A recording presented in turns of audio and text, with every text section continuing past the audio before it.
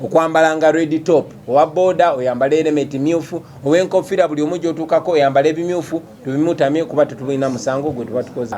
So tebabatiisa tiisa bweyambale n'Nkoofila oba tolina musango gwo okoze. Mujja kimanya nti Museveni ye obutitiizi bw'alina takyebaka. Akeera ku makya n'agamba kati mbayimiriza nti aba people power.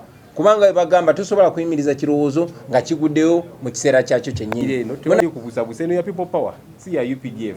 Muzambale n'abazze nga bambala ez'enjawulo nga muteekako zibaaji, abamu babeera ne ku zijaketi naki. Muzambale akitegedde kubira mukama mu ngalo. Member of Parliament for Kasanda North. We have always been telling Ugandans that this army, although it is called Uganda People's Defense Forces, it is actually Museveni Defense Forces.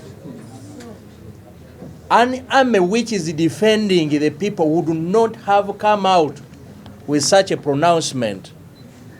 They gazetted their beret yesterday. I appreciate all the media houses that are here. Thank you for taking time to come to listen to our message, which I know is going to go around the world, encouraging so many people, Ugandans and non-Ugandans, to be firm and to stand in solidarity with us in the times when we feel that life is